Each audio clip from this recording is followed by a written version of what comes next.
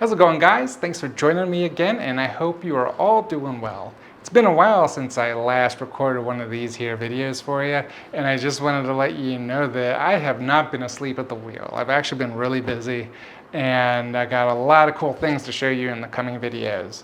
In this video, I'm going to be talking about one of the most important aspects of making a kid's book, and that is character design. This is something that should not be underestimated in terms of importance, but more importantly, in terms of time commitment. As you can imagine, it's pretty self-explanatory as to why it's an important part of the process.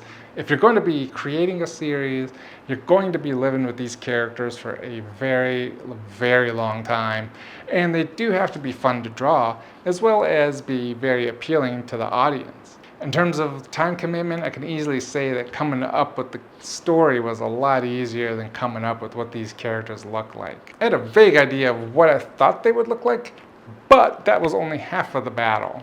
The other half was the style in which I wanted these characters to be drawn in. As we all know, there's an endless spectrum of styles out there, and finding that style that best help tell your story is going to be as important as the story itself. Take your time, it's not a race. Well, enough about me yammering here. It's time to get into the video. So with pretty much everything when it comes to characters, you tend to adhere to sort of the common beliefs, which are good guys have rounder heads, kids have bigger heads, bigger eyes. Try to stick to that with this and designing the character. This is obviously for the lead character by the name of Mark. Obviously it's called Mark and his magical camera of awesomeness. Really didn't know what I was looking for.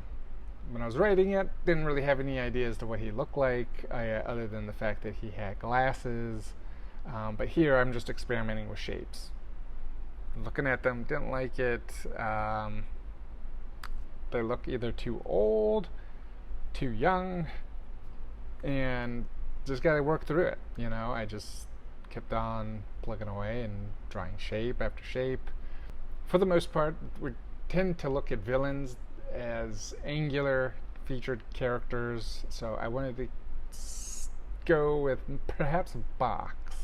Most likely a sphere of some kind for the head, but for the most part, I wanted to stay clear of the sharp angles.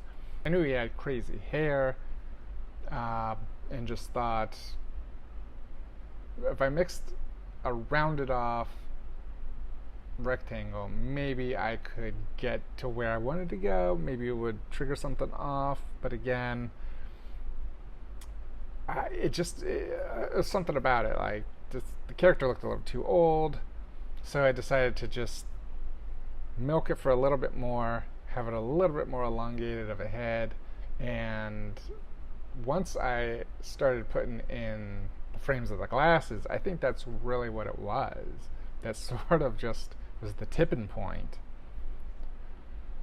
And here I really liked how that swoop of hair just sort of popped up out of nowhere, and felt that combined with the smile and the glasses and the skinny neck, that really triggered something off, and I felt really comfortable with it. I felt like I was on the right path at that point. Decided to clean it up a bit, and obviously I had made a mess of it when I was trying to ink it, and as you should basically try to develop your sketches to the point that they become a complete mess, and then go back, refine it as an individual new drawing, and then you start to get closer and closer to what that character would look like. Again, I think I had to make the chin a little bit smaller just to make his face a little bit more of a kid, but not too little. And the hair was really what was doing it for me.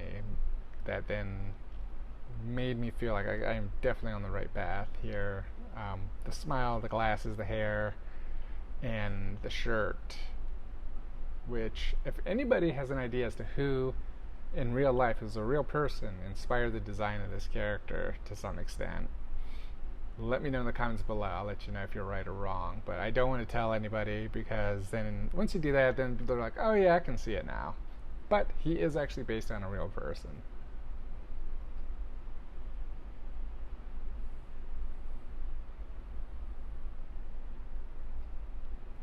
For the inking of this, I decided to use the, I believe it's a zebra medium point brush pen.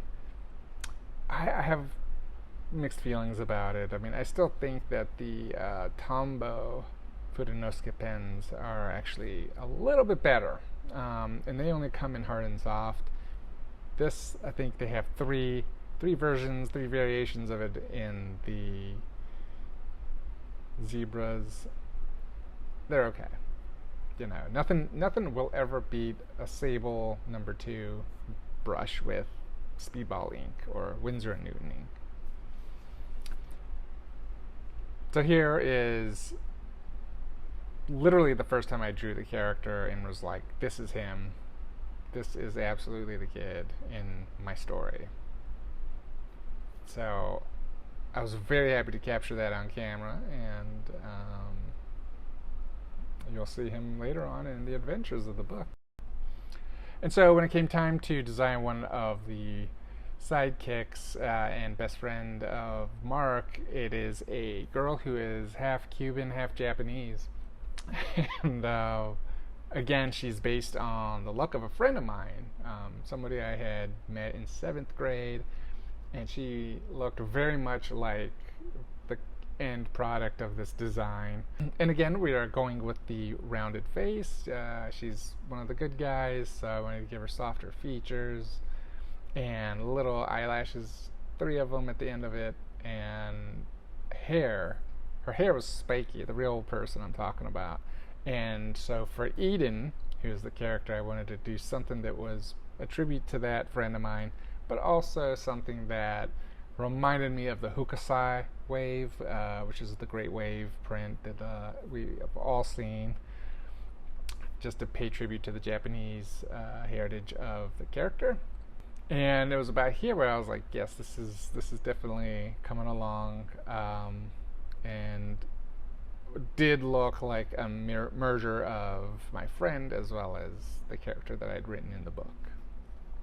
I'm going to do a bit of a cleanup, a little bit more of an attitude towards the face, a little bit more snarkiness going on, and decided to just keep forging ahead with the general head shape, which is essentially a teardrop or a guitar pick.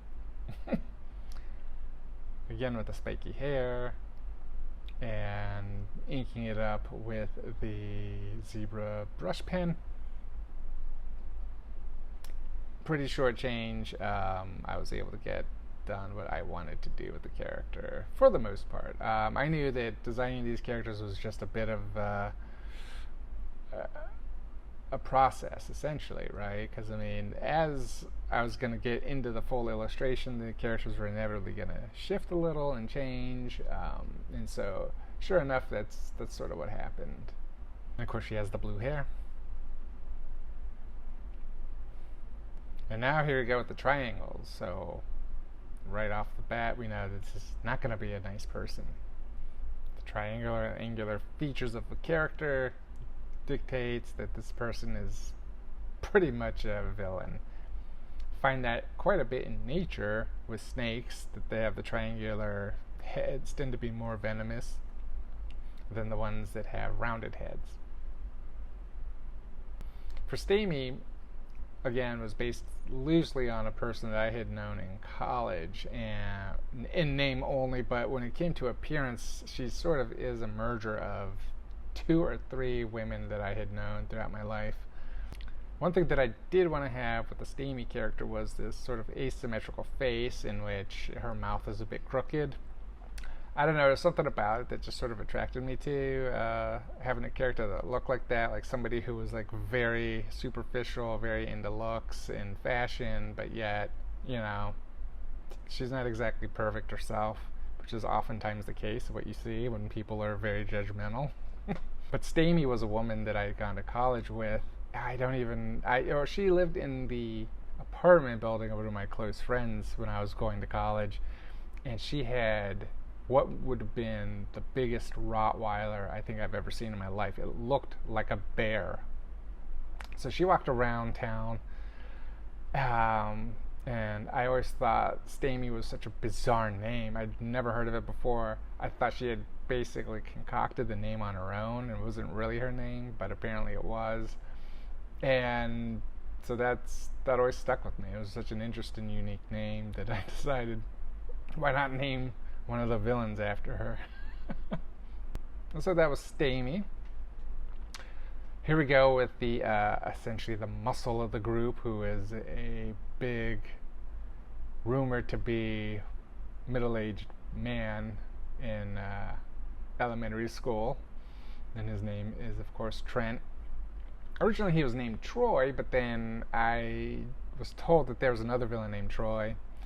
There's something with the characters with the names that start with T that just, I guess it like inevitably makes you think of as a villain or a bully.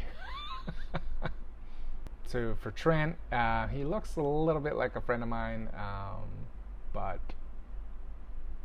just the average stocky sort of like sports freak bully that you would always encounter in high school mostly, or elementary school.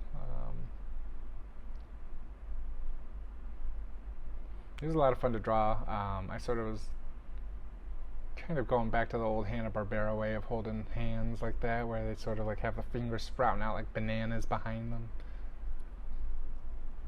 And here we go. Obviously we're starting off with a rounded head, so therefore it's going to be another good guy. This is Cooper. It's one of Mark's closest friends. Eden is probably his longest friend that he had met when they were babies, but then didn't really get into the history of it, but Cooper and Mark become friends in elementary school. So that was Cooper. For this one, it was a lot of fun because this is the actual sidekick, who is a paper bag puppet. Now, it's a paper bag puppet that comes to life. We all have made these, especially in elementary school, sometimes at camp, and it's hands down the easiest character to draw because it's nothing more than rectangles and squares with little hands and little feet. So, character name Baggy, it's not exactly the most original name, but that would be a name that some kid would probably name a paper bag puppet. And there you have it. That is the cast of characters. So Baggy was the last. He is the smallest one, and yeah, no, there's a rumor that he may have his own graphic novel coming up, but you never know. We'll have to see. And there you have it. One thing I really want you to keep in mind is that this is an incredibly compressed look at the process. The footage in this video was compiled over several days, and what you saw was about 20% of everything that went into the design of these characters. I went through a ton of paper, a lot of sharpened pencils, and of course things were a bit frustrating from time to time, but nonetheless, you gotta take your time and have fun with the process, discovering your characters. That's it for now, and I'll be back with another video, and hopefully we will be wrapping things up pretty soon. Thanks for joining, and once again, be like water, my friends.